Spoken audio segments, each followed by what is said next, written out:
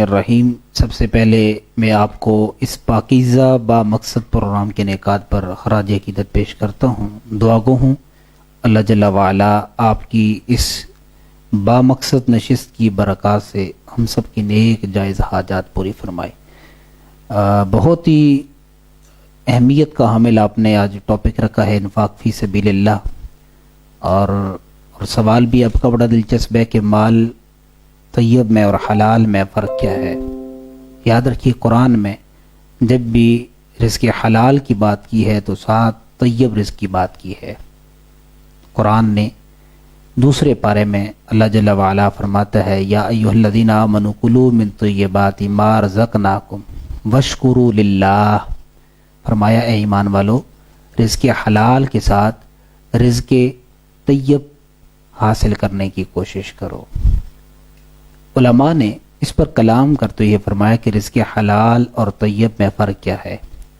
ہم میں سے ہر انسان کی یہ خواہش ہوتی ہے کہ ہم رزق حلال حاصل کریں، اور یقیناً کرنا چاہیے۔ رزق حلال کی جو برکات ہیں وہ یقیناً ہم جانتے ہیں کہ نسلوں تک اس کے اثرات مرتب ہوتے ہیں، مگر ہم رزق طیب یعنی کہ ذرائع آمدنی کو ہم پیش نظر نہیں رکھتے کہ ہماری آمدنی کے جو ذرائع ہیں آیا وہ بھی حلال ہیں یا نہیں ہیں۔ رزق کا حلال ہونا بھی ضروری ہے، اور جن ذرائع سے حاصل کیا گیا ہے وہ ذرائع بھی حلال ہوں۔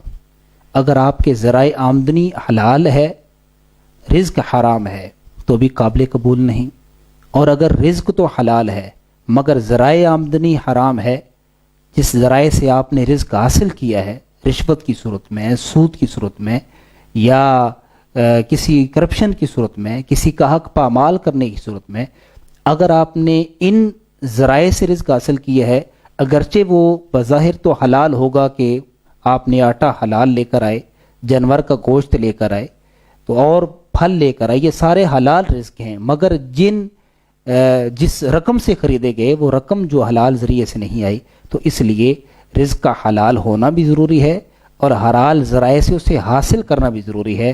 اگر یہ دونوں چیزیں بیک وقت پائی جائیں تو یقیناً ہماری زندگی پر بہت زیادہ اس کا اثر آ سکتا ہے، اور ہماری نسلیں ہماری فرما بردار ہو سکتی ہیں۔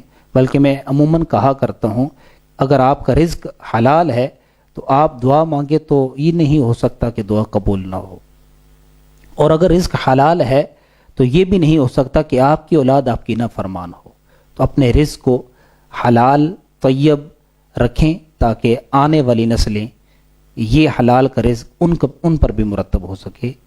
اللہ پاک ہم سب کو رزق حلال و طیب نصیب فرمائے۔ جی ماشاءاللہ، قبلہ سیالی صاحب خوبصورت گفتگو فرما رہے ہیں۔ میرا ابھی آپ سے اسی موضوع کے حوالے سے انفاق فی سبیل اللہ کے اس حوالے سے دوسرا سوال ہے آپ سے کہ رزق حلال کے فضائل کیا ہیں، کیا کہتے ہیں اس کے بارے میں آپ؟ جی شفاق صاحب، انتہائی اہمیت کا حامل آپ نے سوال کیا کہ فضائل رزق، حلال رزق کے متعلق حضور اکرم صلی اللہ علیہ وسلم نے کیا فرمایا، اور اللہ جل وعلا قرآن میں کیا فرماتا ہے۔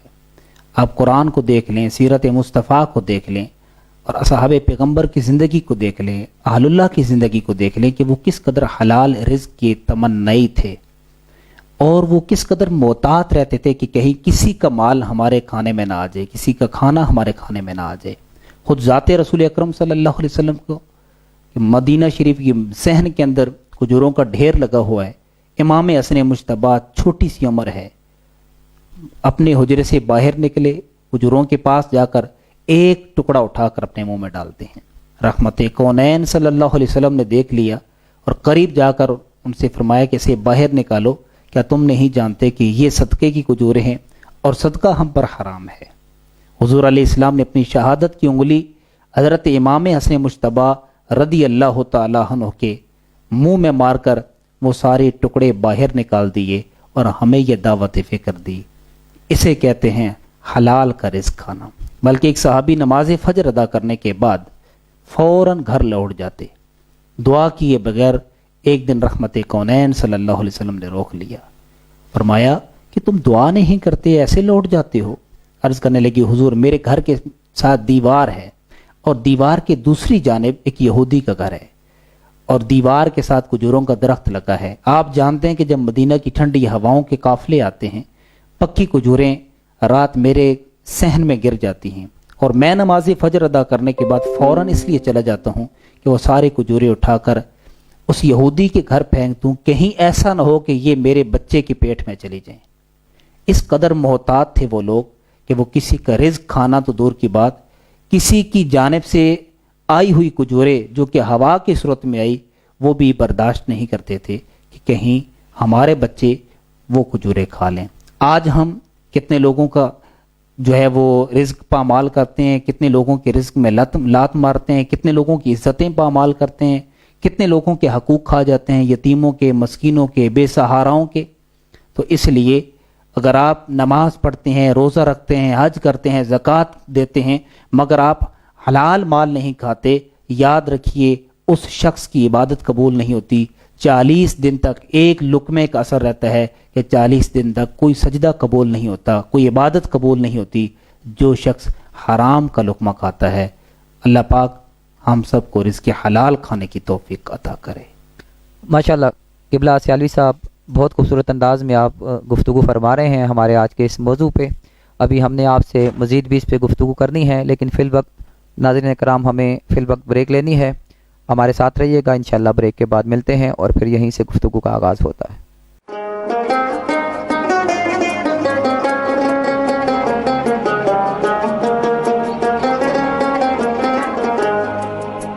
فیضان رمضان فیضان رمضان فیضان رمضان فیضان رمضان خرد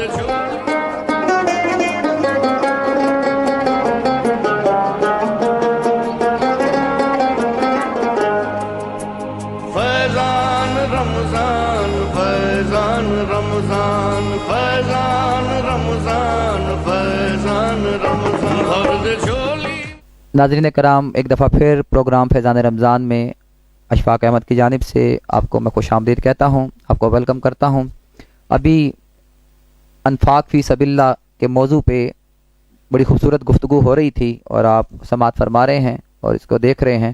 ابھی قبلہ سیالوی صاحب سے مجھے سوال کرنا ہے کہ قبلہ اللہ کی راہ میں خرچ کرنے یا کسی کی مدد کرنے میں کیا طریقہ کار اپنانا چاہیے؟ آج کل اکثر یہ دیکھا گیا ہے کہ کوئی کسی کو 2-4 کلو آٹا بھی اگر دے تو اس کے ساتھ سیلفی بنا کے فیس بک پہ چڑھا کے پوری دنیا کو دکھاتا ہے کہ میں یہ نیکی کر رہا ہوں. ماحول آپ کے سامنے ہے، تو یہ ساری باتیں مد نظر رکھ کے ہمیں بتائیں کہ کس انداز میں اللہ کی راہ میں خرچ کرنا چاہیے. قبلہ چور صاحب، آپ نے بہت دلچسپ سوال کیا ہے کہ انفاق فی سبیل اللہ میں کن چیزوں کو پیش نظر رکھا جائے. قرآن پاک نے بہت ساری چیزوں کو بیان کیا ہے. میں 4 چیزیں اس وقت میں آپ کے سامنے رکھنا چاہتا ہوں. جب بھی آپ راہ خدا میں دینے لگیں، انفاق فی سبیل اللہ کرنے لگیں، کسی غریب کو دینے لگیں، اللہ کے گھر میں دینے لگیں، کسی مدرسے میں دینے لگیں، تو ان 4 چیزوں کو اپنی زندگی کا حصہ بنا لیں. اور یہ بنیاد ہیں، جب تک یہ درست نہیں ہوں گی تو آپ کا دیا ہوا بے مقصد ہو جائے گا. سب سے پہلے فرمایا جو رزق بھی آپ راہ خدا میں خرچ کرنے لگیں اس کو چیک کریں 100% کیا وہ حلال ہے یا حرام ہے. اگر اس رزق میں حرام کی ایک بوند بھی محسوس کریں تو اسے راہ خدا میں نہ دیں.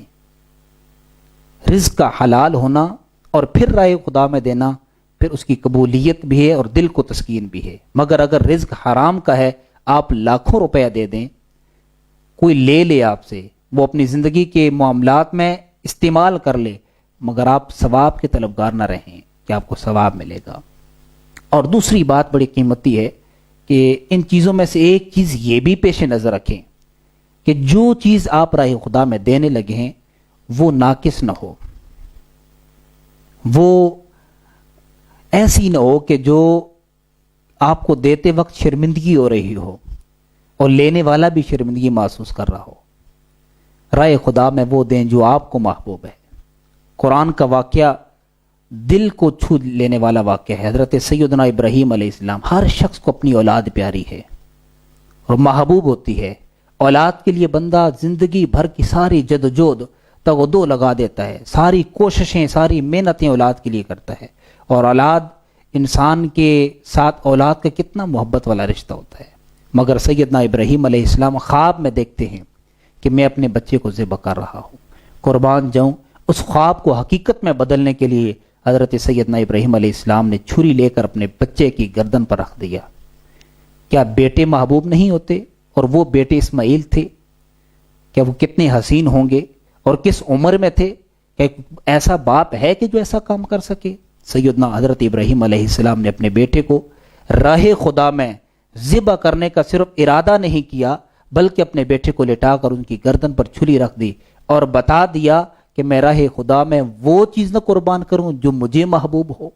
اور قرآن بھی یہی کہتا ہے، لن تنالوا البر حتی تنفقوا مما تحبون، تمہاری کوئی نیکی اس وقت تک درجہ کمال تک نہیں پہنچ سکتی جب تک تم راہ خدا میں وہ خرچ نہ کرو جو تجھے محبوب ہو، مرغوب ہو، تمہاری پسندیدہ ہو۔ اور آقا کریم صلی اللہ علیہ وسلم فرماتے ہیں کہ کامل مومن وہ ہے کہ جو اپنے لیے پسند کرتا ہے وہی دوسرے کے لیے پسند کرتا ہے۔ بلکہ حضرت عمر بن عبدالعزیز کے بارے میں آتا ہے کہ رائے خدا میں وہ کیسے خرچ کرتے تھے اور ان کا انداز کیا تھا۔ یہ دوسری صورت تھی کہ آپ رائے خدا میں خرچ کریں تو پھر ردی چیز نہ کریں، ناقص چیز نہ کریں، وہ چیز رائے خدا میں دیں۔ اگر آپ کہتے ہیں کہ میں اللہ سے پیار کرتا ہوں، اگر تمہارا اللہ سے پیار ہے تو پھر اللہ کے نام پر خرچ بھی تو اچھا کرو۔ اللہ اکبر۔ حضرت عمر بن عبدالعزیز رضی اللہ تعالیٰ عنہ شکر کی بوریاں صدقہ کیا کرتے تھے۔ ایک دن ایک شخص نے کہا، یا امیر المومنین، آپ نقدی نہیں دیتے، شکر کی بوریاں صدقہ کرتے ہیں؟ فرمایا کہ مجھے شکر سے اچھی لگتی ہے، پسند ہے، میں صبح شام کھاتا ہوں، تو مجھے ساری نعمتوں میں یہ پسند ہے تو میں راہ خدا میں بھی وہی دوں گا جو مجھے پسند ہے۔ اللہ اکبر۔ تو آج ہم بھی اپنے بچوں کو، ہم نالائق بچے کو مدرسے میں داخل کرواتے ہیں، جس کی آنکھوں کی نظر نہ ہو اسے مدرسے میں داخل کرواتے ہیں، جو کسی کام کا نہ ہو اسے مدرسے میں داخل کرواتے ہیں۔ اگر ہم نے راہ خدا میں بیٹا دینا ہی ہے یا بیٹی کو دین پڑھانا ہی ہے تو پھر وہ کیوں نہیں دیتے جو ہمیں بھی محبوب ہو، جو لائق بھی ہو، جو خوبصورت بھی ہو۔ کل جب وہ کسی ممبر پر بیٹھ کر حضور کی دین کی بات کرے تو لوگ اس کی بات کو سننے کے لیے تیار ہو جائیں۔ مگر ہم محبت کا دعویٰ تو کرتے ہیں مگر کردار سے ہمیں محبت نظر نہیں آتی۔ آئیے، یہ دوسرا نقطہ تھا کہ جب آپ رائے خدا میں دینے لگیں تو آپ کن چیزوں کو پیش نظر رکھیں۔ دوسری چیز یہ ہے کہ ناقص چیز رائے خدا میں نہ دیں، اس کو پیش نظر رکھیں۔ اور تیسری چیز یہ ہے کہ دینے کے بعد جس انسان کو آپ نے مدد کی ہے، صدقہ دیا ہے، خیرات دی ہے، زکوٰۃ دی ہے یا تحفہ دیا ہے، کوئی چیز بھی دی ہے، تو قرآن یہ کہتا ہے کہ دینے کے بعد لا تبطلوا صدقاتکم بالمن والاذی، پھر تم نے صدقہ دینے کے بعد اس کو اذیت نہیں دینی، تکلیف نہیں دینی، احسان جتلانا نہیں ہے۔ اگر تم ایسے کرتے ہو تو لا تبطلوا صدقاتکم، تم نے اپنے صدقات کو ضائع کر دیا ہے۔ یہ تیسری چیز پیش نظر ہونی چاہیے کہ ہم لوگ دینے کے بعد پھر اپنا آپ بتاتے ہیں کہ ہم نے دیا تھا، کسی وقت بھی اس نیکی کو ہم ضائع کر دیتے ہیں۔ خدا را جب رائے خدا میں دے دیا، آنکھیں بند کر دیں، پھر وہ کہا کرتے ہیں نا کہ نیکی کر اور دریا میں ڈال، مگر آج کا دور یہ ہے کہ نیکی کر اور اخبار میں ڈال۔ کبھی ایسا نہ کریں، کسی غریب کی غربت کا مذاق نہ اڑائیں۔ اگر آپ نے نیکی کی ہے، رائے خدا میں دے دیا ہے، اللہ کے نام پر دے دیے ہے، پھر اسے اللہ تک ہی چھوڑ دیں، اللہ پر معاملہ چھوڑ دیں۔ خدا را اپنی نیکیوں کو ضائع نہ کریں۔ اور تیسری خاص بات جو سب قبلہ بہت قیمتی بات ہے، آخری بات، فرمایا کہ جب تم دینے لگو تو اس میں ریا نہ ہو۔ ریا ایک ایسا عمل ہے کہ جسے شرک اصغر کہا جاتا ہے۔ جب آپ اپنے نیکی کو ریا کی نظر کر دیتے ہیں اور امید پھر آپ ثواب کی رکھتے ہیں تو پھر ثواب نہیں ملے گا۔ جب دے دیا ہے، راہ خدا میں دے دیا ہے، پھر دکھلاوا کس چیز کا ہے؟